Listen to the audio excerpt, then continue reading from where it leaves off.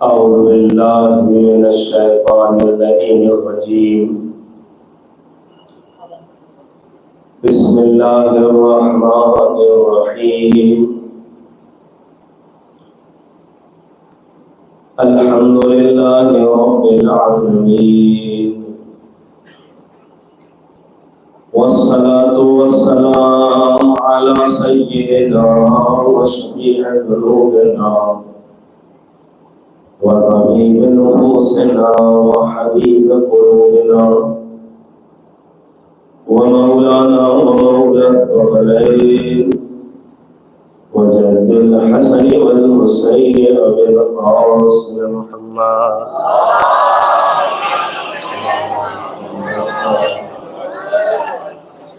व अला आलिहि तय्यबीन अत्ताहिरीन अल-मअसूमीन अल-मज़लूमीन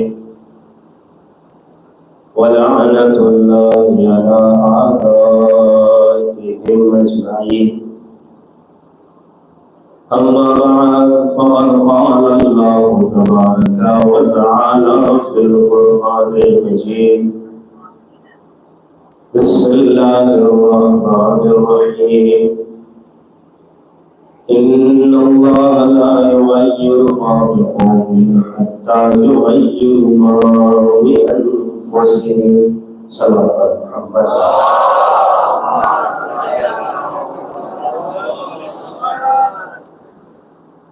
सबसे पहले गुजारिश है कि जितना मुमकिन हो सके आप ज़रा आगे बढ़ जाएं ताकि बाद में आने वाले लोगों को ज़हमतों का सामना न करना पड़े।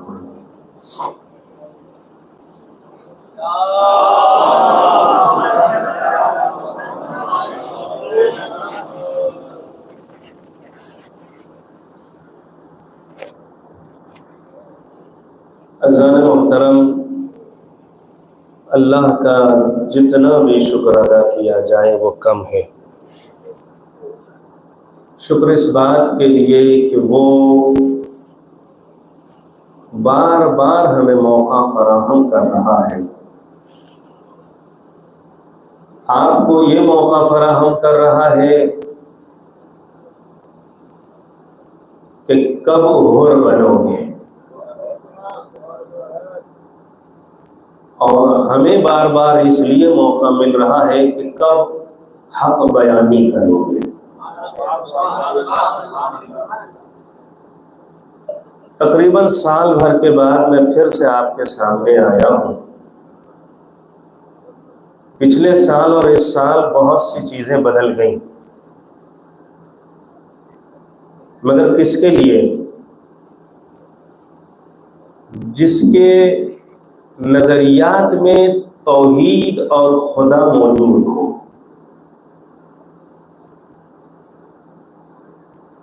पिछले साल और इस साल में बहुत फर्क है।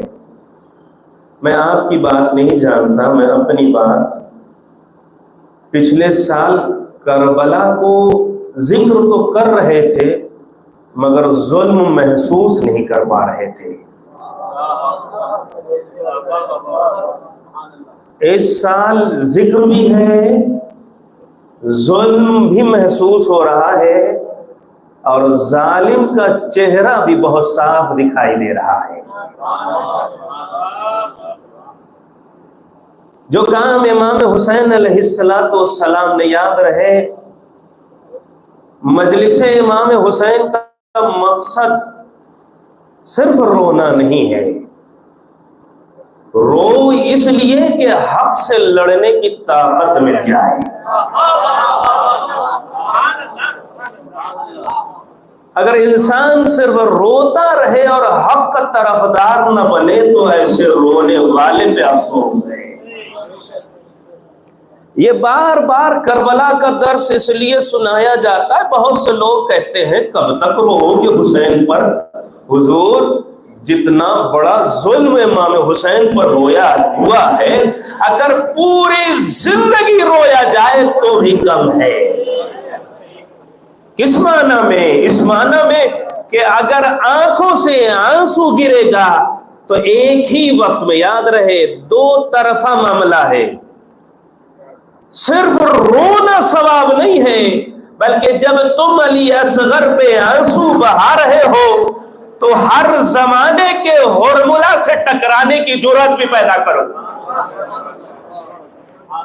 इसलिए कि जब तज़किरा हो रहा है इंसान किसी को बार बार, आप अपने घरों में क्या होता है, क्यों बार बार खानदान की बातें दोहराई जाती हैं? देखो फला खानदान वाले ने तुम्हारे साथ ऐसा किया था, तुम्हारे बाप दादा के साथ, क्यों बार बार कहानियां दास्तान सुनाई जाती है? ताकि दिल में वो नफरत भी उसके अंदर वैसी ही बस जाए जैसा बसना चाहिए।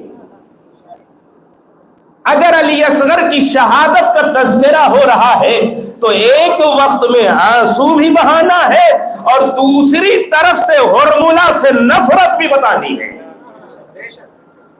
अब अगर हमारे माशरे में कुछ ऐसे मिल जाए जो मसाइब के वक्त बहुत अच्छा रोते हों और बाहर निकल के हुरमुला का करैक्टर अगर निभाते हो,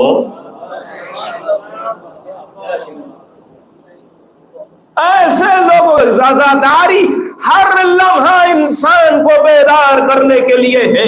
अगर खुदा हमसे पूछ ले तुम तो अहले बैत अताहर के चाहने वालों के घर में पैदा हुए, मजलिसें कितनी सुनी, कितना नाम हुसैन लिया, कितना करबला को याद किया, कितना सीना पीटा, कितना मजलिसों में शिरकत की, कितना नौहा पढ़ा, कितना सलाम, तो हम 60 साल वाले लोग क्या कहेंगे? 60 साल वाले कहेंगे हमने इतनी मजलिसें सुनी, हमने इतने मातम किए, हमने इतने नौहे पढ़े, हमने ये किया। मगर सवाल अपनी जगह है। वो सवाल ये है कि बताओ इतना नौहा पढ़ने के बाद, इतनी मजलिस सुनने के बाद, इतनी मजलिस पढ़ने के बाद हुर कब बने थे? सारा दारोमदार नीयत पे है। जब हम घर से चलते हैं ना तो बहुत से लोग बहुत बुनियादी और बेकार तसव्वुर और नीयत के साथ चलते हैं। क्यों जा रहे हैं? ना जाएंगे तो सामने वाला टोकेगा।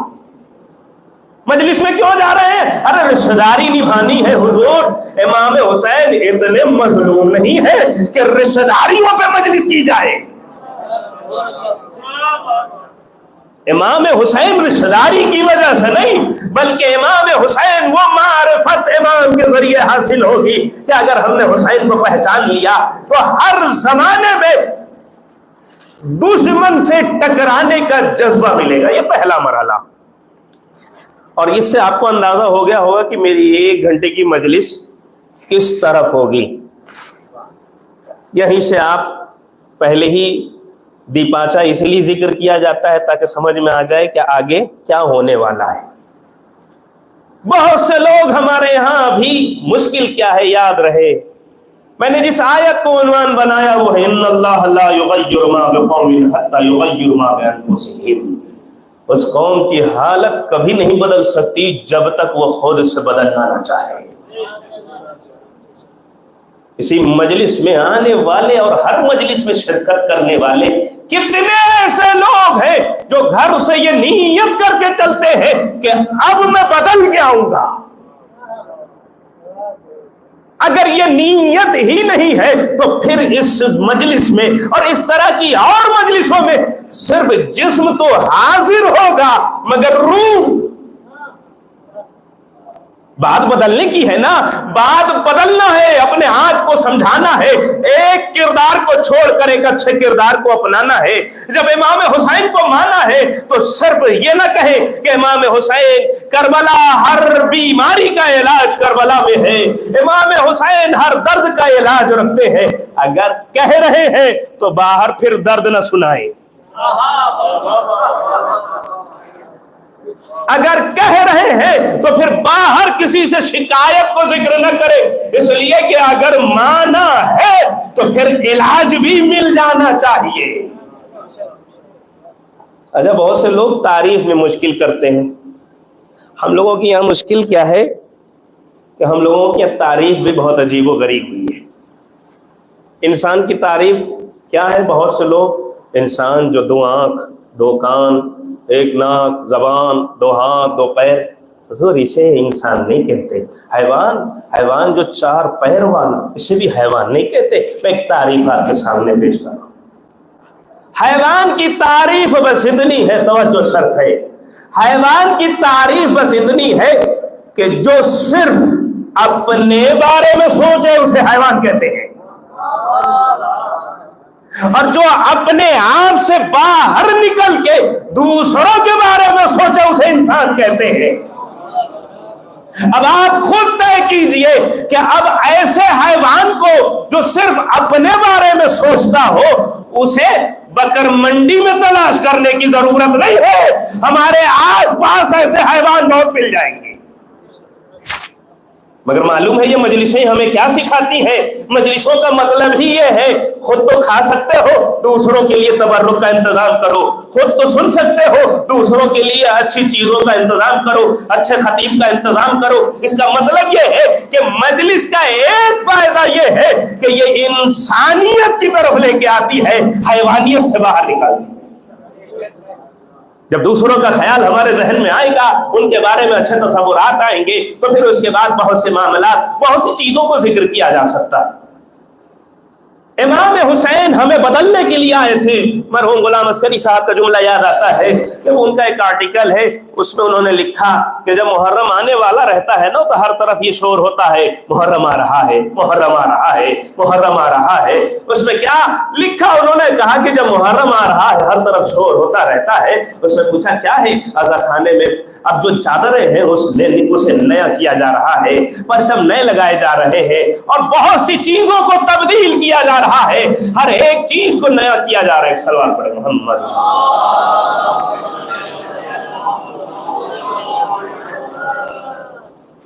हर एक चीज को बदला जा रहा है, दीवारों में नए रंग लाए जा रहे हैं, मिंबर को नया कपड़ा दिया जा रहा है, जो दीवारों पे परचम लगाए जा रहे हैं वो नए नए। मगर फरमाते हैं मरहूम गुलाम अस्करी साहब, याद रहे मुहर्रम अज़ा खानों को बदलने के लिए नहीं आया, इंसानों को बदलने के लिए आया।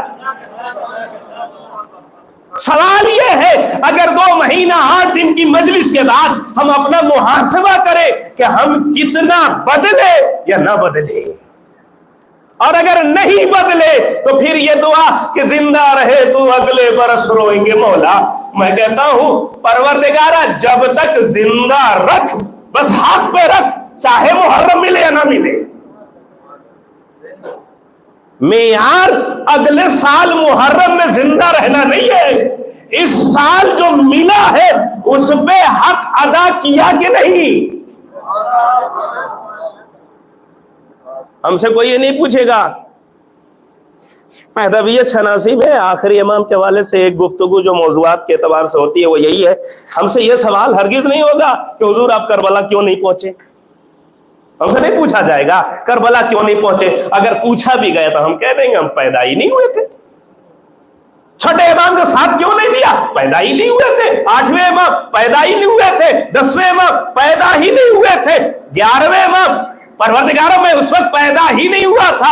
अल्लाह अगर कहे कि जब हुसैन यको तन्हा थे, यजीदियों ने घेर लिया था, तो तुम साथ क्यों नहीं दे रहे थे? परवरदिगार मैं उस वक्त था ही नहीं। मगर अगर सवाल हो जाए कि तुम्हारे जमाने में पारा चनार और फिलिस्तीन में जुल्म हो रहा था, उस जमाने में तुम्हारा किरदार क्या था?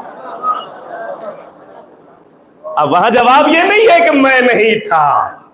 अब ये तय करना पड़ेगा कि किस तरफ था।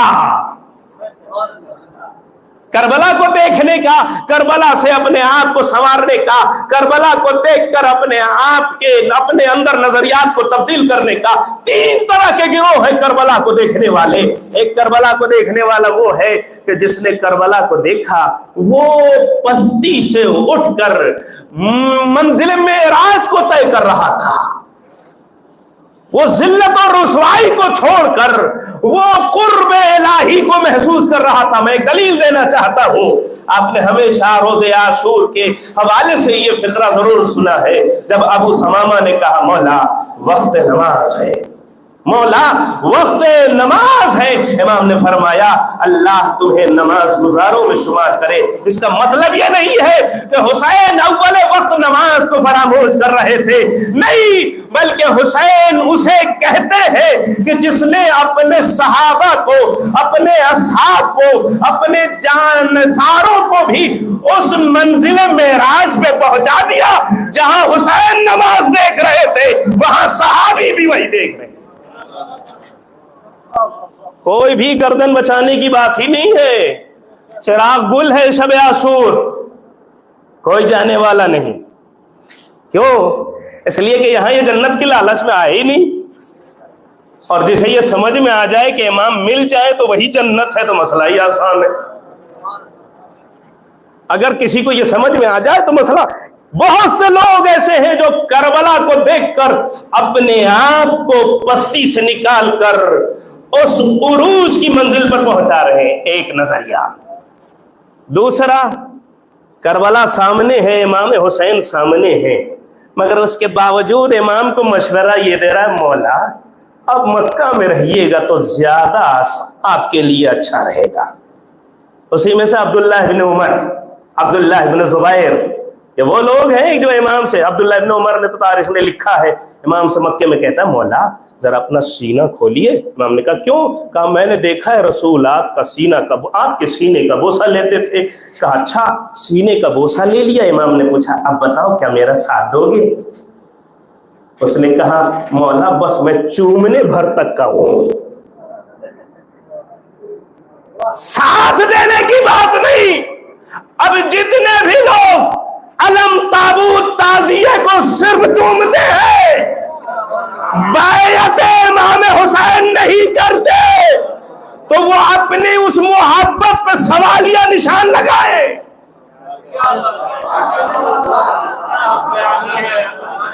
इसलिए कि अगर ये चूम रहे हो तो फिर इसका मतलब ये है ये हाथ फिर किसी और के हाथ पर बैयत न करे, या खुदा के हाथ पर बैयत हो या वली खुदा के हाथ पर बैयत। जो लोग अरबईन में जा रहे हैं ना, अरबईन माशाअल्लाह पहले से बहुत शानदार, हर एतबार से याद रहे। कुछ जुमले यहां जिक्र कर रहा हूं। अरबईन अपनी ख्वाहिशात और अपनी लज्जत को हासिल करने का नाम नहीं है। अरबईन अपनी ख्वाहिशात को कुर्बान करके हुसैन की ख्वाहिशात को अपने दिल में उतारने का नाम है। अगर कोई जा रहा हो और कहे कि अरे फला मुल्क पे है ना इंडिया की चाय मिलेगी, चाय कुर्बान कर दो। हम जायके के लिए नहीं जा रहे हैं। और पहला यहां से आप 100 खंबे के बाद रुकेंगे, वहां सबसे बड़ा अपना वो मुंबई वाला मुकब लगा हुआ। हुजूर हम जायका दुनियावी छोड़ के जा रहे हैं। अब हुसैन से वो जायका लेना है कि जो जबान पे आ जाए बस वो हक आए और हलाल आए।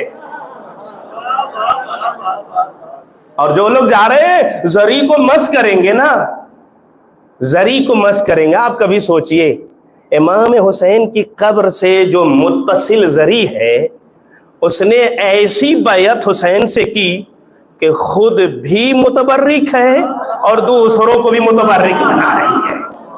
अगर कोई जा रहा है ज़ियारत इमाम हुसैन पर, जाए जरूर, मगर जब हाथों को मस करके आए तो इतना मुतबर्रिक हो जाए कि दूसरे छू के भी उससे मुतबर्रिक हो। कहीं ऐसा ना हो गया था चोर वापस आया भी चोर, गया था लुटेरा वापस आया लुटेरा। हुसैन की मारिफत एक लम्हे के लिए होर को हो गई, बदल दिया उसने। एक लम्हे की मारिफत, वो भी मारिफत में खास शहजादी कौनैन की मारिफत। वो बाज़ उलमा जिक्र करते हैं कि जहां पे इमाम हुसैन ने उसकी माँ के लिए कहा कि तुम्हारी माँ तुम्हारे गम में बैठे, उस वक्त उसने कहा कि मैं आपकी माँ के लिए कुछ नहीं कह सकता। यह है हुर की थोड़ी सी मारिफत। मगर यही थोड़ी सी मारिफत हुर को यजीद के लश्कर से निकालकर हुसैन के लश्कर में ले आया। थोड़ी सी मारिफत, तो शर्त है।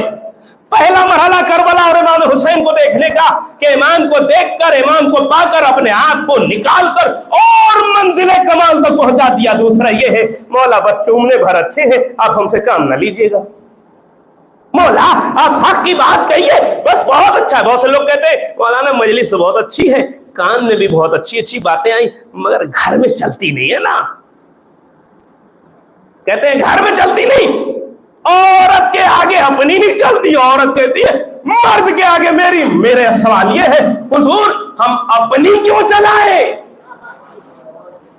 अगर वो भी अली की मानने वाली है और मैं भी अली का मानने वाला हूं, तो हम अपनी चलाने के बजाय अली की चलाए।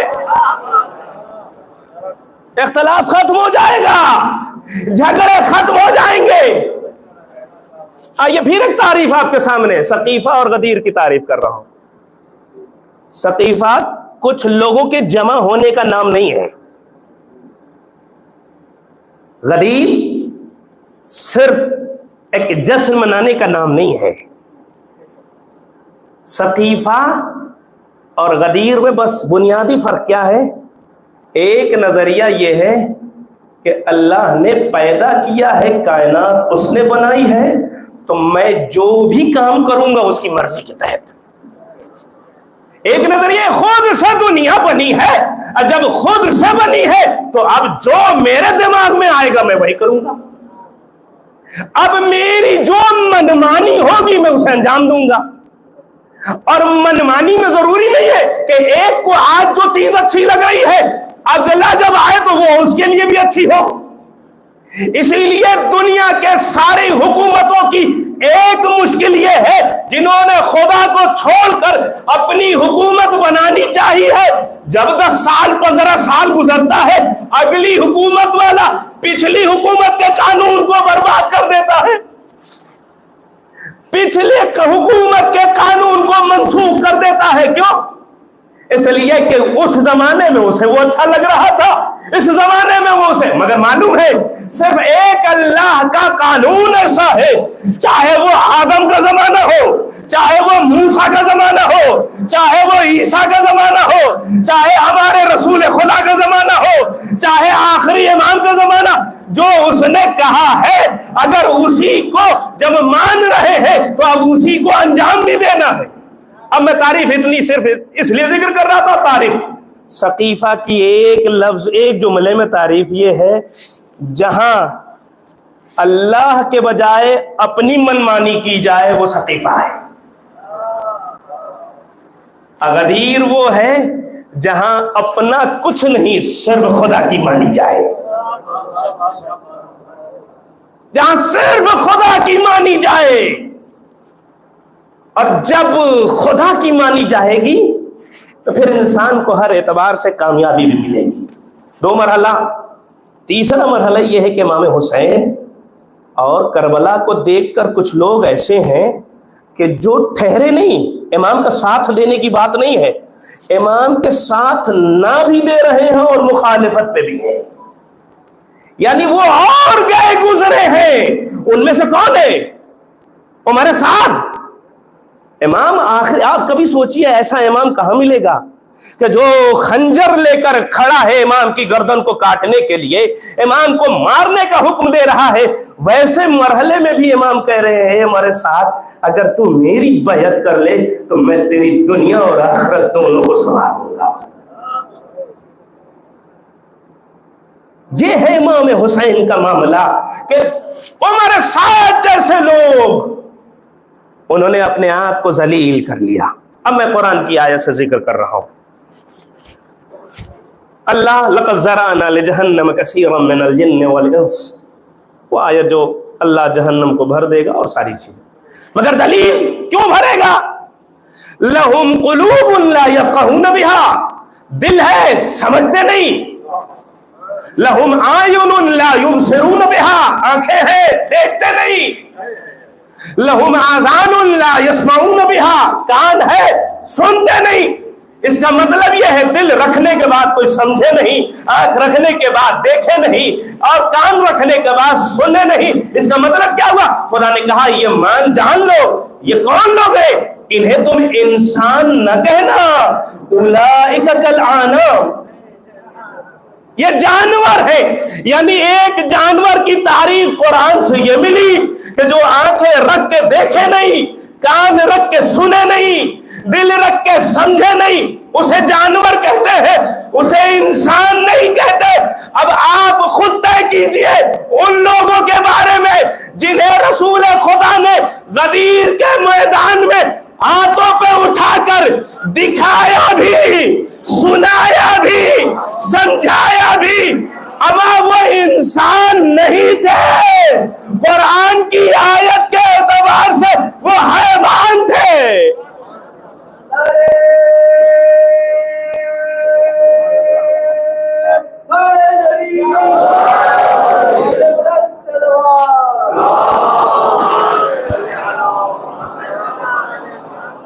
और अल्लाह जब किसी को जलील करना चाहता है ना तो फिर कह रहा है उलाए का कलानाम बल हुम अज़ल, ये जानवरों से भी गए गुजरे हैं। इसका मतलब क्या हुआ? फिर उसकी इल्लत भी बताई, उलाए को हुमुल गाफिलून। गफलत एक ऐसी चीज है कि इंसान को हैवान बना देती है। गफलत, मौलाना फिलिस्तीन का मसला अभी तक हमें समझ में, हमारा गफलत इंसान से हैवान बना देगी। आंखें रख के देखते नहीं, कान रख के सुनते नहीं, दिल रख के समझते नहीं, ये जानवरों की तरह है। जानवर नहीं, जानवरों से गए गुजरे हैं। अब इस जमाने में भी मैं कुछ जानवरों को आपके सामने पेश करना चाहता हूं। अब आप तय कीजिए कि उसे इंसान कहा जाए या उसे हैवान कहा जाए, जो फिलिस्तीन के जुल्म को आंखों से देख भी रहे हैं, कानों से सुन भी रहे हैं, दिलों में बात उतर भी रही है, उसके बावजूद भी जालिम के खिलाफ नहीं है, मजलूम के मददगार नहीं है। तो कुरान की आयत से वो हैवान है, इंसान नहीं। वो हैवान है, इंसान नहीं। बहुत से लोग अभी तो यही क्लियर नहीं हो पा रहा है कि वो फला 57 मुल्क, तो अभी उन्हें मुसलमान कहना भी जुर्म है। जो यहूदियों की जूतियों को सजदा करने वाला मुसलमान नहीं होता। अभी बहुत से लोग कह रहे हैं ईरान ने हमला क्यों नहीं किया, कर देना चाहिए। अरे इस जंग ने मालूम सबसे ज्यादा क्या फायदा पहुंचाया? हम लोगों पे इतने इल्जाम लगाए गए, इतने इल्जाम, इतने इल्जाम, इतने इल्जाम, जितने इल्जाम 1400 साल में गलत गलत किताबें लिख लिख के प्रचार कर कर के लगाया गया, इस 10 महीने की जंग ने बताया हक यही है।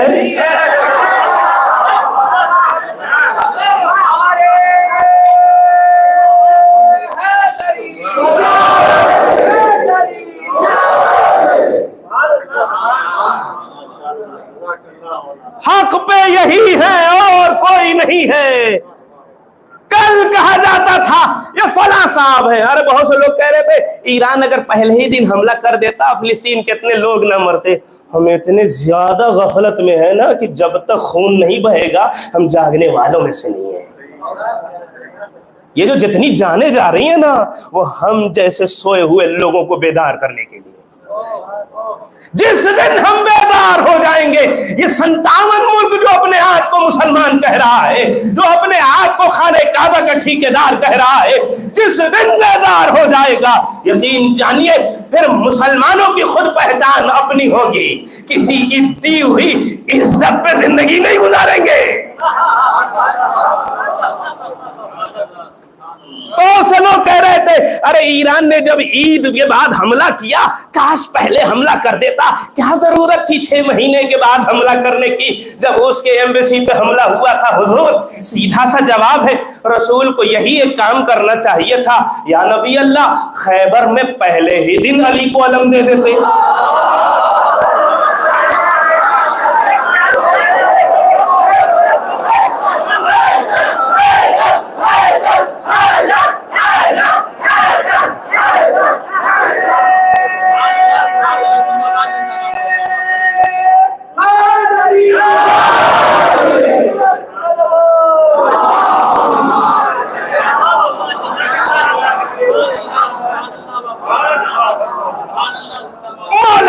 वो भी यहूदियों से जंग थी, ये भी यहूदियों से जंग है। या नबी अल्लाह पहले दिन अली को अगर आप अलम दे देते तो पहले ही दिन जंग फतह हो जाती। रसूल ने फरमाया सुनो, मुझे अली की शुजाअत पर शक नहीं है, मैं उन लोगों का कहना चाह रहा हूं, जो अपने आप को बहादुर कहते हैं,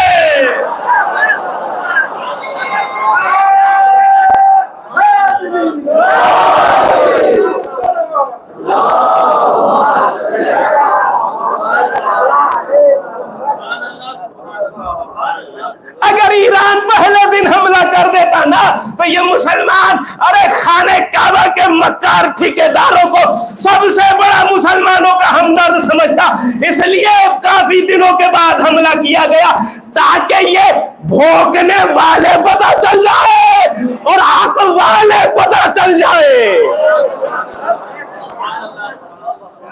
और उसके बाद सितम यह है कि अब इस्माइल हानिया को जो उन्होंने मारा तो यही 57 मुल्क कह रहे हैं ईरान ने बुलाया था, ईरान ने मार दिया। ये जंग कितने लगे हुए हमारे ऊपर शक व शुबा, हमारे ऊपर कायम किए हुए गलत सवालात का, इसका बस एक जवाब मिल गया। अब समझ में आया कि इतना हक वाज़े होने के बावजूद भी ये कह रहे हैं कि 57 मुल्क ये कह रहा है मुसलमानों का, ये जो 53 मुल्क ये कह रहा है ईरान ने बुलाया था, शिया मुल्क है, अरे उसी ने मार दिया। हुजूर अगर आप बदला लेना चाहते ही हैं तो ईरान से क्यों ले रहे हैं? मारने वाला यहूदी है, अगर दम है तो यहूदियों से ले लो। बदला लेना भी नहीं है। अब जरा यहां एक सवाल का और जवाब मिल गया। करबला में शियों ने इमाम हुसैन को बुलाया था, उन्होंने ही मार दिया। जो हाल अभी की मीडिया का है वो हाल उसी जमाने की भी मीडिया का यही। समझ में आ रहा है कितने मसाइल आसान हो गए और फिर कह रहे हैं अब तक ईरान बदला क्यों नहीं ले रहा? हुजूर असलहों से जंग नहीं की जाती, जंग हौसलों से होती है। 10 महीने में इसराइल असरहे पे असरहे लेके हार गया।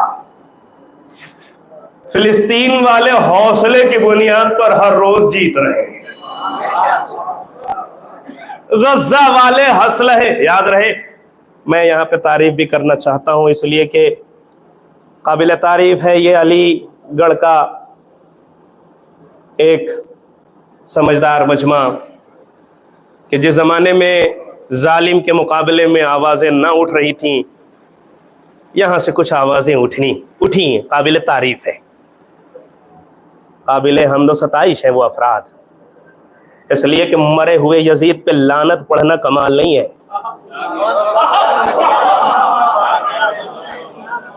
अपने जमाने के यजीद पे लानत पढ़ना ये कमाल है। कह रहे हैं अभी तक ईरान हमला क्यों नहीं करा? हुजूर असलहों के गिराने के बाद, बम के गिराने के बाद नतीजा तो यही होता है ना, दहशत फैल जाती है। बगैर बम के जब दहशत फैल चुकी है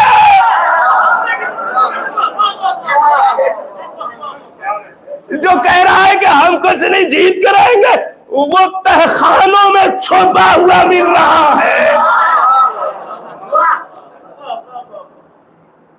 जितने भी मुनाफिक थे उनका भी चेहरा इस जंग में साफ हो गया। हाँ, लोग बहुत से तुर्की मदद करेगा, कम मदद की इन्होंने कभी की है कि किसी की करेंगे। अमेरिका की जूतियों को चाटने वाला वो कब अच्छा बन जाएगा?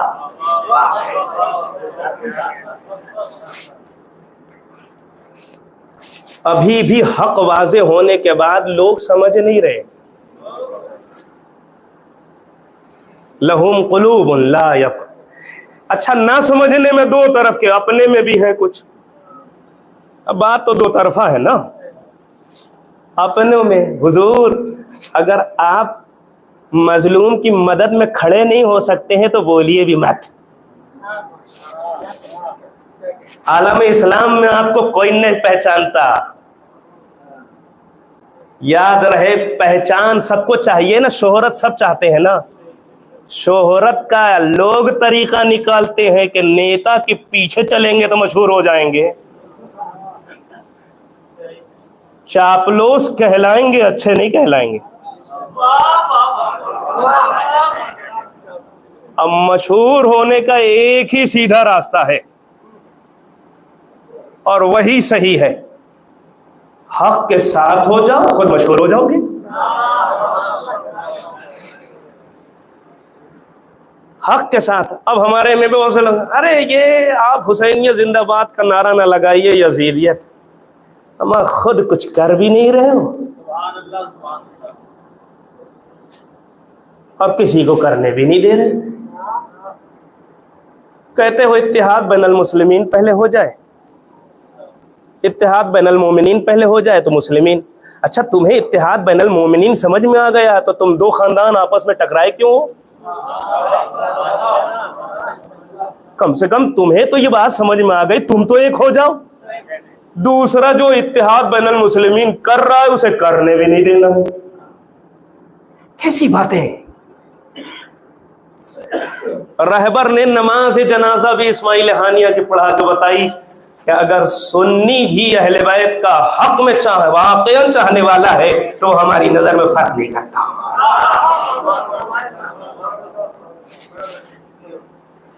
अजीब मामला है। तारीख अब इससे ज्यादा करबला को समझाने के लिए, अगर इस जमाने में कोई करबला को ना समझ सका तो समझ ले आज भी वो यजीद का तरफदार है। अगर इस जमाने में कोई करबला को ना समझ सका तो कह रहे हैं नस्बी वहां रहते हैं, यही सिनवार वहां मौलाए कायनात की हदीस को कोट कर रहा, और हम जो हर रोज नम दम भरते रहते हैं कहीं मैदान में नहीं है, खुद कुछ करना भी नहीं है। एक सलवात पढ़े मोहम्मद वाला।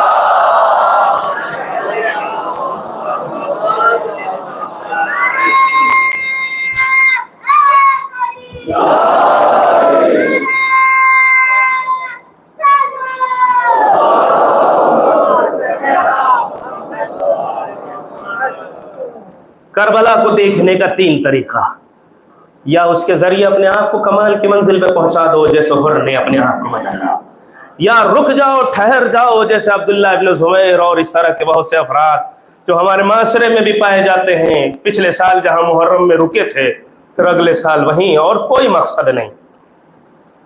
उसके बाद तीसरा वो जो सुकूत की मंजिल में है, जो गिर गया, जो पस्ती की मंजिल में है। आज के भी हालात को समझने के लिए सारी चीज़ें मुहैया हैं। चाहे इंसान तो याद रहे, लोग समझते हैं कि इमाम हुसैन करबला में नमाज को बचाने के लिए गए थे, नमाज रोज़ा हज ज़कात।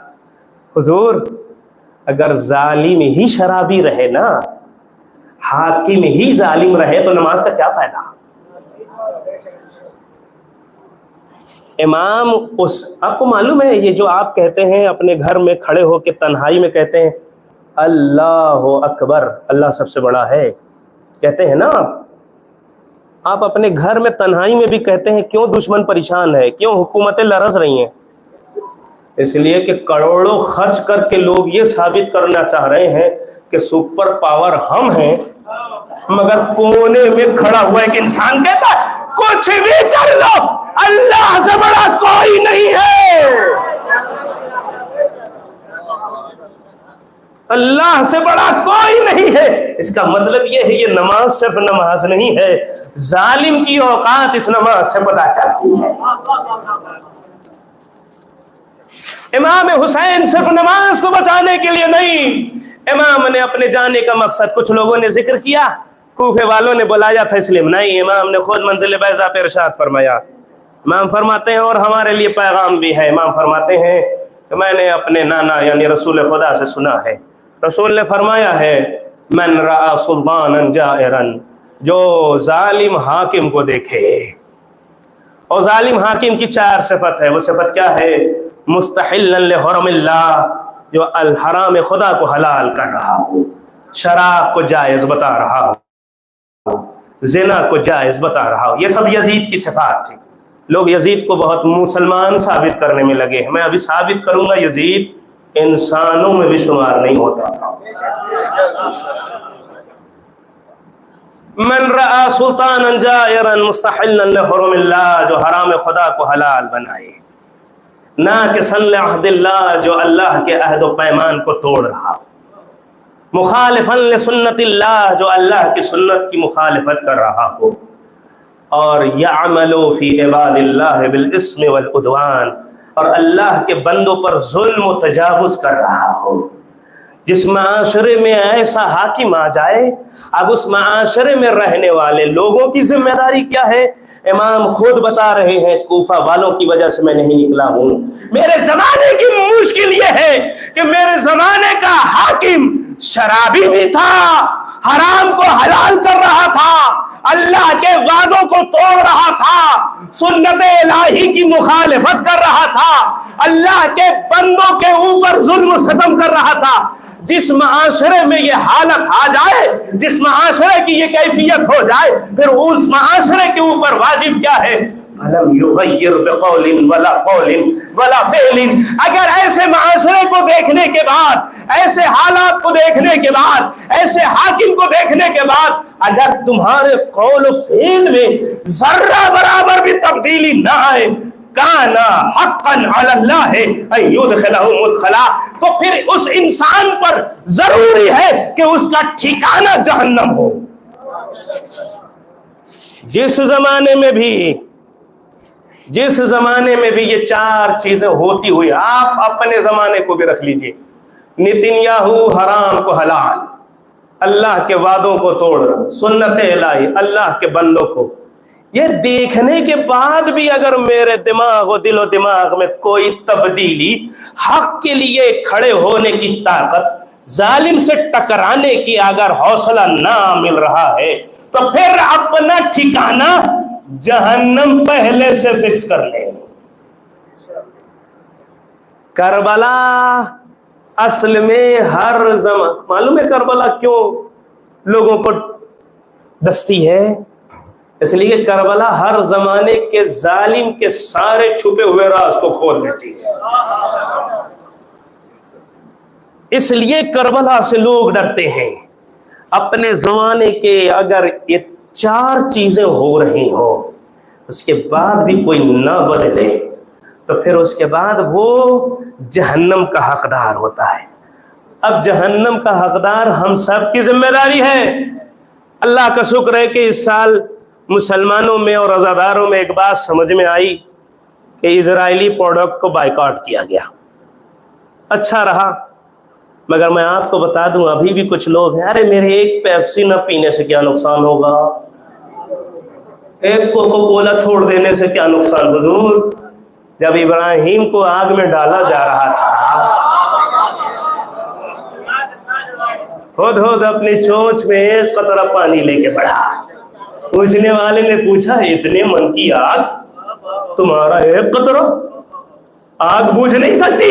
उसने अपनी बेज़बानी में तारीख के हवाले एक जुमला किया, सुनो, जब तारीख लिखी जाएगी तो ये जरूर लिखा जाएगा, मैं आग लगाने वालों में से नहीं था, आग बुझाने को।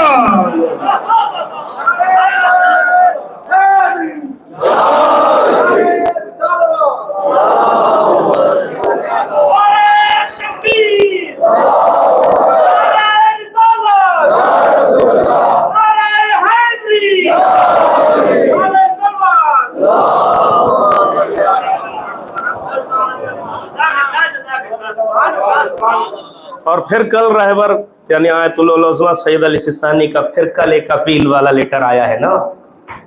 अरे जब चांद का मसला होता है तो लोग रात में दफ्तर खुलवा के सारी बात पूछ लेते हैं। कहाँ गए आयतुल्लाह उलमा सैयद अली सिस्तानी साहब के वकील? ये गज्जा के बारे में आगा की क्या अपील है, क्यों नहीं बताई जा रही है? इसका मतलब ये है, ये भी सियासत से वो मुखालिफत, वो दुश्मनी दिखा रहा है कि जो आयतुल्लाह को समझ में आ गया मगर इसकी नहीं चलेगी ना। कहाँ है अज़ादारों का काम? क्या है? अपने जमाने के मसाइल। अभी तो हम बाहर की बात कर रहे हैं। अब आ गया मामला वक्फ बोर्ड का। किस चीज पर रोएं? जब अपनों के हाथ में था तो बाग़ फदक से ज्यादा बड़े लुटेरे मिले।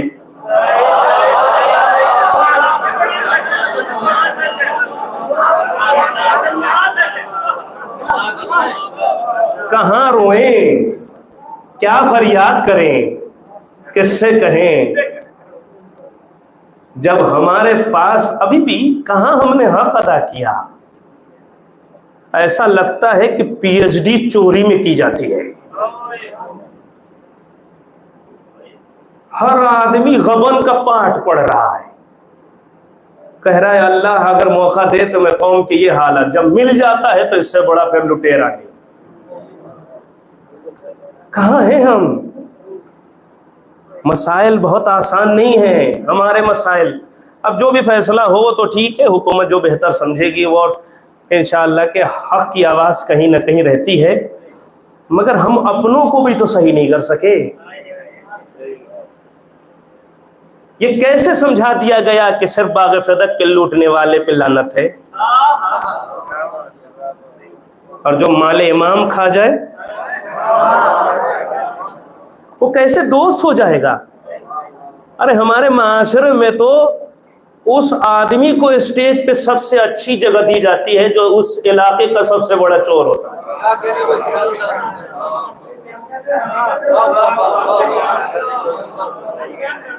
मोमिन मुत्तकी को तो लोग पूछते तक नहीं है। जिस माशरे में हराम खुदा को, आप मुझे बताइए, देखिए एक ये है कि मैं अपने भाई की एक 100 फीट या मतलब इतनी जमीन मार दूं, ये एक अलग मामला है। एक कौम की जमीन मार दूं, बख्शिश नहीं है। क्या ये लोग सलाम के लायक हैं जो कौम के पूरे हुकूक को मार रहे हैं? उन्हें माशरे में वो इज्जत दी जाती है कि बेचारा मोमिन उतनी इज्जत कभी कमा नहीं पाता।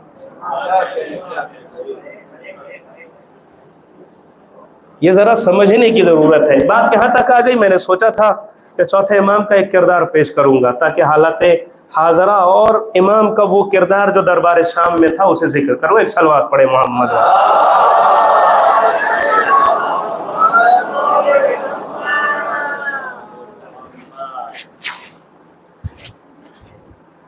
मैंने कहा ना कि जालिम के सामने उसके आंखों में आंखें डालकर उसको ललकारना इसे शुजाअत कहते हैं।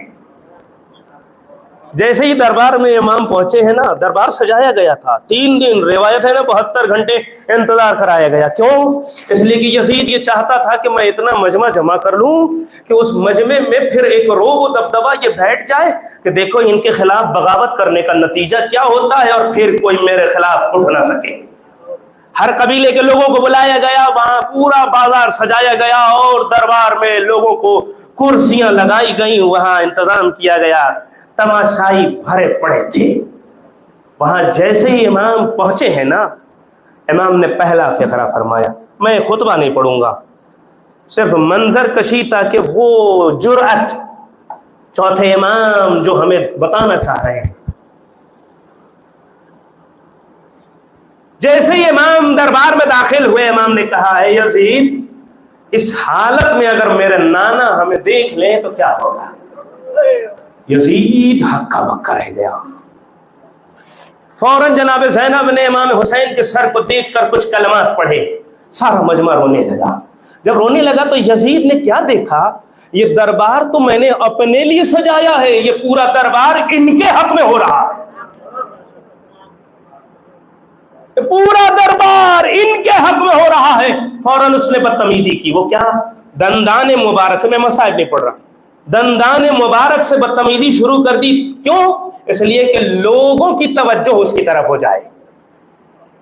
जैसे ही तवज्जो उधर हुई तो एक मर्तबा यजीद ने कहा, शेर पढ़ा, जिस शेर का तर्जुमा लईता अशयाखी बदरी मुशाहिद, ऐ काश बद्र के मेरे बुजुर्ग होते तो वो गवाही देते और कहते, मेरे हक में दुआ देते कि अल्लाह यजीद के हाथ को सल न करे। क्यों? इसलिए कि उनके दुश्मनों से ऐसा बदला लिया।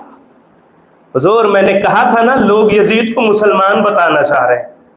यजीद दरबार शाम में अपने आप को बद्र वाला बता रहा है।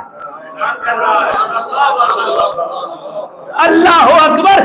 यजीद अपने आप को काफिरों से निस्बत दे रहा है, मगर मुसलमान उसे मुसलमान बताकर अपने कुफ्र का इजहार कर रहे हैं।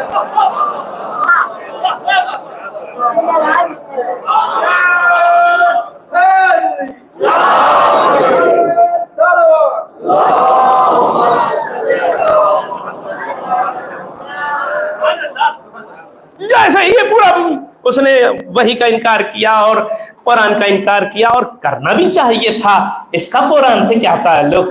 गानों की दुनिया में रहने वाला, शराब पीने वाला, नाच गाना करने वाला, इससे इस्लाम से क्या लेन देन? और अब आप तय कीजिए, जिस घर में यह पल रहा था उस घर का भी माहौल समझ में आ रहा है। फौरन उसके बाद उसने क्या कहा, अब सुनिए। उसने कहा फौरन एक जुमला, अल्लाह ने तुम्हारे बाप को कत्ल कर दिया। जैसे ही ये जख्म पे नमक छिड़का है ना, इमाम ने कहा अल्लाह लानत करे उस पर जो मेरे बाप का कातिल है। अल्लाह लानत करे उस पर। करबला के बाद तारीख की पहली लानत है जो जालिम के आंखों में आके डालकर सैयद सज्जाद पढ़ रहे हैं। अब यजीद ने देखा अब तो सारा मामला मेरे खिलाफ हो रहा है। फौरन उसने क्या कहा, और देखिएगा अभी इजराइल भी कहेगा अमेरिका की वजह से मैं इतनी मुसीबत में फंस गया। अमेरिका इस्राइल से कहेगा तुम्हारी वजह से मैं फंस गया। सब एक दूसरे पे इल्जाम लगाएंगे। यही काम यजीद ने फौरन कहा, अरे हमने नहीं, अल्लाह इब्ने मरजाना पे लानत करे। सैयद सज्जाद का कमाल ये है, यजीद के दरबार में यजीद ही को कातिल भी बता रहे हैं और यजीद ही से पता भी दिलवा रहे हैं कि यजीद के और कौन कौन लोग थे। उसके बाद जब इमाम ने और बहुत से, पूरे इमाम का मुकालमा हुआ है, उसने बहुत सी और चीजों को जिक्र किया। आपको मालूम है शाम में सबसे बड़ा अलमिया ये था कि शाम वालों ने कभी अहले बैत रसूल को देखा ही नहीं था, और उनको यह समझाया गया था कि अहले बैत रसूल में अभी यजीद के अलावा कोई नहीं है। अब मैं उस तरफ नहीं जाना चाहता कि कहाँ रिवायतें बिगाड़ी गईं, कैसे कैसे रिवायतों के साथ खिलवाड़ किया गया, कैसे लफ्ज़ अहले बैत के माना बदले गए, लफ्ज़ गदीर का माना बदला गया, मौला का माना बदला गया, बेसत का माना बदला गया, अरफा का मतलब बदला गया। बहुत सी तारीख में तहलीली हुई और बहुत सी उसमें बहुत सी रवायतें गढ़ी गई, और गढ़ने की फैक्ट्री तो आप जान ही रहे थे। बहुत से लोगों को जबरदस्ती बहादुर बनाया जा रहा था, बहुत सी चीजें उन लोगों को दी जा रही थी जो उनके हकदार नहीं थे, बहुत सी चीजें हुई। जैसे ही यजीद ने देखा कि अब तो मामला, एक मतलब हुक्म दिया इस इंसान की गर्दन उड़ा दो। जैसे ही हुक्म दिया, एक मतलब सैयद सज्जाद ने कहा, ए यजीद, ये औरतों का काफिला मदीने तक कौन लेके जाएगा? दो तरह की रिवायत है। ये औरतों का काफिला मदीने तक कौन लेके जाएगा? जैसे ही कहा, एक मतलब यजीद को समझ में आ गया कि हाँ औरतों का काफिला। यजीद ने हुक्म वापस ले लिया।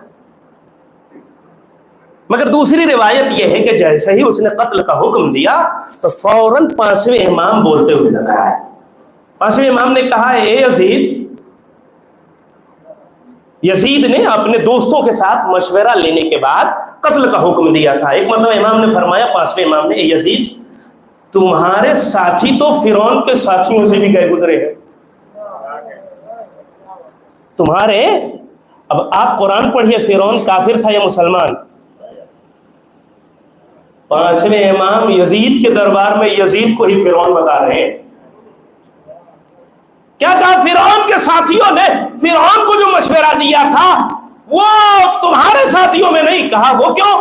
कहा सुनो, फिरौन के साथियों ने फिरौन से कहा था मूसा और हारून को थोड़ा मोहलत दे दो, मगर इन्होंने तो ये कह दिया कि कत्ल कर दो। मालूम है उसकी एक वजह है, इमाम बताते हैं एक वजह है। उसने कहा उसकी वजह क्या है, सुनो। इसलिए कि फिरौन के साथियों में कोई भी हराम औलाद में नहीं था, कोई भी हराम औलाद में नहीं था। मगर सुनो, तुम्हें जो मशवरा दिया जा रहा है इसमें कोई भी हलाल वाला नहीं है। और इमाम ने फिर फरमाया सुनो, अरे इमाम का कातिल हलाल ज्यादा नहीं, बल्कि जो हराम औलादें होती है वही होती है। जैसे ये कहना था, यजीद ने कहा अरे कत्ल ना करो, मगर मालूम है पांचवें इमाम ने यजीद के सामने ही ये बताया, इमाम का कातिल हराम की ही औलाद होगी। ए यजीद, अगर तुम सैयद सज्जाद को ना मारो तो इसका मतलब यह नहीं है कि तुम हराम की औलाद नहीं कहलाओ। अरे तुमने हुसैन को मारा है, तुमने हुसैन को। इतने ही में इमाम वो दरबार का मामला वहां से मस्जिद ले जाया गया। अब थोड़ा सा एक अपने हालात में भी हम, हर महाज पे मसला है ना, अपने यहाँ भी इतनी फिक्रें हैं, फ्री में बैठे बैठे जिन्हें सही से तहारत नहीं आता वो अखबारी हो जा रहे हैं। कुछ आता पता नहीं है, दो मजलिस सुन ली और वो भी जिनको ना तकलीद मालूम ना मर्जा मालूम। आप किससे, एक शायर है ना, दूसरे का कलाम पढ़ता है, वो कहीं नाम भी नहीं लेता कि मैं फला का शेर पढ़ रहा हूं, इसलिए कि उसे ये समझ में आता है मैं नाम ले लूंगा मेरी इज्जत चली जाएगी। हालांकि ऐसा ही होना चाहिए ना, आप तो इल्मी माहौल में रहते हैं, बात में दम उस वक्त और बढ़ जाता है जब आप कहें कि फला आदमी ने कहा है, और एतबार बढ़ जाता है ना जब हम किसी का शेर लेके इत्तेफाक से किसी से कह नहीं पा रहे हैं कि फला का है, तो ये कभी मर्जा आयतुल्लाह सिस्तानी का नाम लेगा? नहीं लेगा ना। इसलिए आज के खतीब भी आपको मिलेंगे कहीं से भूले भर के। आप मुझे बताइए, मर्जा को, अगर मर्जा का फॉलोवर किसी को बनाना है तो बार बार मर्जियत में मजलिस पढ़ने की जरूरत नहीं है। आप जितनी भी मजलिस पढ़ रहे हैं उसमें 4-5 मर्जा के जुमलों को कोट कर दीजिए, खुद ब खुद लोगों के जहन में एतबार बढ़ जाएगा। सब अपनी चीजों को रखना चाहते हैं। जैसे ही आप यहां दरबार से लेके मस्जिद की तरफ गया, मस्जिद की तरफ जैसे ही, अच्छा बहुत सी चीजें उसे मैं छोड़ रहा हूं, जैसे ही मस्जिद की तरफ लेके गया, एक मर्तबा खतीब से कहा कि तुम मेरे फजाइल पढ़ और मेरे बाबा के फजाइल। खतीब ने शुरू कर दिया। इमाम ने कहा अय्युहल खातिब इश्तरैता मर्ज़ातिल्लाह, अल्लाह की मर्जी को तूने बेच दिया, किसके? मखलूक की मर्जी के लिए। और उसके बाद कहा ऐ यजीद इज़्ज़नली, मुझे इजाजत दे कि बेहाज़िल आबाद, इस लकड़ी के ढेर पे मैं भी जाऊं। मालूम है जैसे ही इमाम ने कहा लकड़ी के ढेर पे, और एक चीज तय हो गई कि जहां भी अली यानी हक और हक के खिलाफ, यानी जहां हक बयान ना हो, जहां हक के खिलाफ बातें हो, उसे भूले से भी मिंबर न कहिएगा। जहां हक के खिलाफ बात हो, जहां मर्जा के खिलाफ बात हो, उसे मिंबर न कहिए, बल्कि वो एक लकड़ी का ढेर है। जैसे ही इमाम ने कहा मुझे इजाजत दे, फौरन उसे कहा नहीं मैं इजाजत नहीं दूंगा। लोगों ने कहा ये लागर है, कमजोर है, तू इजाजत दे दे। कहा अगर मैं दे दूंगा तो मुझे मालूम है मेरे खानदान की पोल खोल देगा। कहा उसने, फिर कहा लोगों ने अरे बहुत कमजोर है, क्यों डर रहा है? एक मर्तबा कहा नहीं, अरे ये ऐसा इल्म रखते हैं जैसे परिंदों को इल्म चिढ़ाया जाता है, जैसे परिंदों को इल्म दिया जाता है, वैसा इल्म इन्हें दिया गया है। अरे सैयद सज्जाद का कमाल ये है कि दरबार यजीद में एक ही वक्त में 2 इकरार करवाया कि इल्म का वारिस अरे यजीद नहीं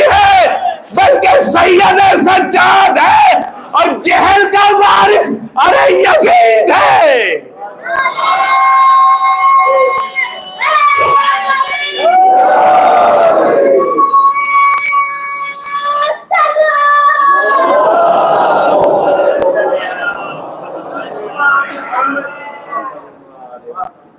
और दूसरी तरफ कहा कि ये खानदान अहले बैत से है, इकरार करवाया। लफ्ज़ अहले बैत शाम में इनके लिए कहना जुर्म था बस। अब आप सोचें कि एक किरदार वो है जो हथकड़ी और बेड़ियों में है मगर जालिम से टकरा रहा है, और जालिम वहां हारता हुआ दिखा। आप खुतबे का अगर मुतालिया करेंगे तो इमाम ने जितने इल्जाम शाम में अहले बैत पे लगाए गए थे पहले से, सबका इजाला खुद शाम में ही किया है, सबका इजाला। अब आपको समझ में आएगा क्यों अहले बैत से क्यों रिवायतें मिलती हैं कि सबसे ज्यादा तकलीफ शाम में दी गई। इसलिए कि जिन्हें बचपने से बताया गया हो, अली बिन नमाजी थे, जिन्हें बचपने से बताया गया हो कि ये बागी हैं, इनका कुरान से कोई लेन देन नहीं, जैसा कि आज भी हमारे बारे में कहा जाता है इनका कुरान से कोई लेन देन नहीं, इनका इससे नहीं, इससे नहीं, सारी चीजें हैं। मगर अल्लाह का शुक्र है कि ज़माने में सलमान नदवी साहब जैसे भी लोग, अब हक का इकरार सबके लिए वाज़े है, हक वाज़े है। मगर मालूम है जुल्म कैसा ढाया जा रहा है। इसलिए चौथे इमाम से, एक इस सफ़र का महीना है और मसाइब शाम के, मेरा दिल चाहता है कि मैं चौथे इमाम के मसाइब, इमाम से जब पूछा गया मौला आपको सबसे ज्यादा तकलीफ कहाँ पहुंची,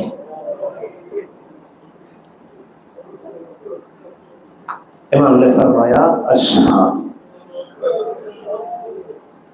अश्शाम, अश्शाम। मौला शाम में कौन सी मुसीबत ढाई गई। इमाम फरमाते हैं ए नौमान, शाम पर वो मुसीबतें ढाई गई शाम में कि जो मुसीबतें कहीं और न ढाई गई। कहा हम पर पहली मुसीबत ये ढाई गई कि हम बार बार कह रहे थे कि हमारे शोहदा के सर हमसे दूर रखो, मगर ये जालिम शोहदा के सर को हमारे सामने रखते थे। जब नेज़े पे अरे अब्बास के सर पे नजर कुलसूम की पहुंचती थी, कुलसूम बेचैन हो जाती थी। अरे जब रबाब की नजर अली असगर के सर पे पहुंचती थी, अरे रबाब बेचैन हो जाती थी। इतना ही नहीं है नौमान, अरे जब ये रफ्तार इनकी बढ़ती थी तो नेज़ों से सर जमीन पर गिरते थे, और हमारे शोहदा के सर अरे घोड़ा की टांगों में।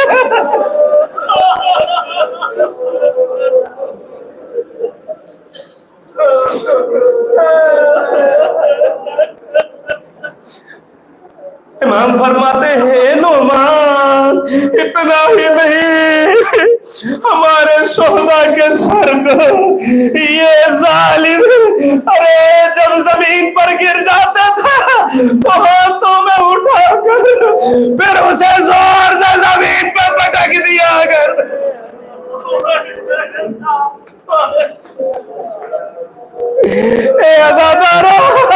अरे जिस सर के साथ अरे इस तरह से जुल्म ढाया गया, यही वजह थी कि जब सकीना को शाम के जिंदान में बाबा का सर मिला तो जैसे ही सर देखा तो एक मर्तबा बेटी ने फरमाया अम्मा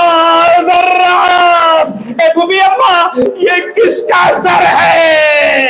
अरे सकीना अपने बाबा के सर को पहचान ना सकी, कैसे पहचानती। अरे जिस सर के साथ यजीद ने अरे छरी से दांतों को जख्मी किया, अरे जो सर खूली के तनूर तक पहुंचा, अजरुकुम अल्लाह बारेला खुदाया इन आवाजों पर रहमत नाजिल फरमा। बारेला आंखों में आंसू है, वक्त दुआ है, ए परवरदिगार मजलूमों की मदद फरमा, जालिमों को निस्सा नाबूद कर दे। बारेला हमारे इमाम के ज़ुहूर में ताजील फरमा। हाज़िर रहो। सैयद सज्जाद फरमाते हैं नौमान सुनोगे, एक गैरतदार के लिए ये जुमला काफी है। एक मरतबा इमाम फरमाते हैं नौमान हमें ऐसे बाजार में ले जाया गया, नौमान हमें ऐसे बाजार में ले जाया गया जहाँ गुलामों को बेचा जाया।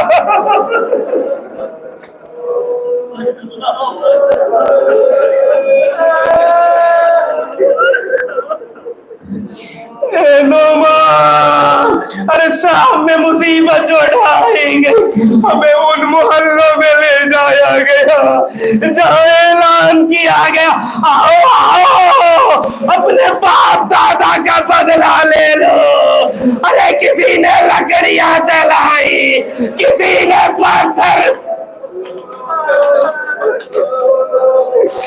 नौमान अरे जब हम शाम में पहुंचे तो हमारा इंतजाम एक ऐसे जिंदान में किया गया, अरे जिसमें शबनम हम पर गिरती थी, अरे सूरज की रोशनी हम पर पहुंचती थी। एक मतलब फरमाते हैं नौमान सुनोगे, जब हम शाम पहुंचे तो हमारा इस्तकबाल, अरे जो रास्ता अरे दरबारे यजीद तक आधे घंटे का था, अरे वो आधे दिन तक या पूरे दिन में तय किया गया। हमारा इस्तकबाल शाम में कैसा होगा? किसी ने पत्थर चलाया, किसी ने लकड़ियां चलाई। हमारे इस्तकबाल में खौलता हुआ पानी हमारे ऊपर गिराया गया।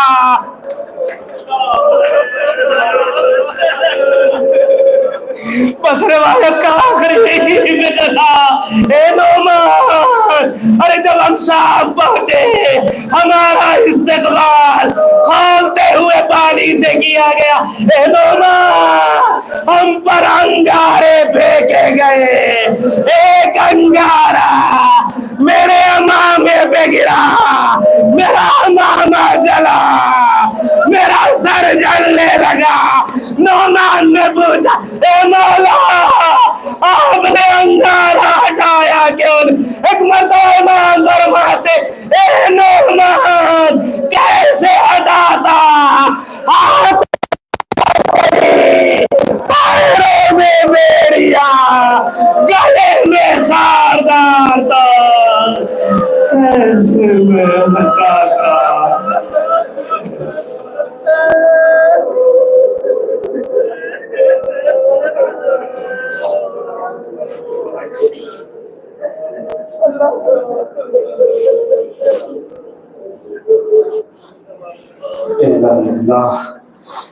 इन्ना इलैहि राजिऊन रज़न व क़ज़ाइहि व तस्लीमन बि अम्रिहि। परवरदिगार मोहम्मद व आले मोहम्मद सल्लल्लाहु अलैहि हक़ पर चलने की तौफ़ीक़ अता फरमाए, हमें हक़ीक़ी हुसैनी बनने की तौफ़ीक़ अता फरमाए।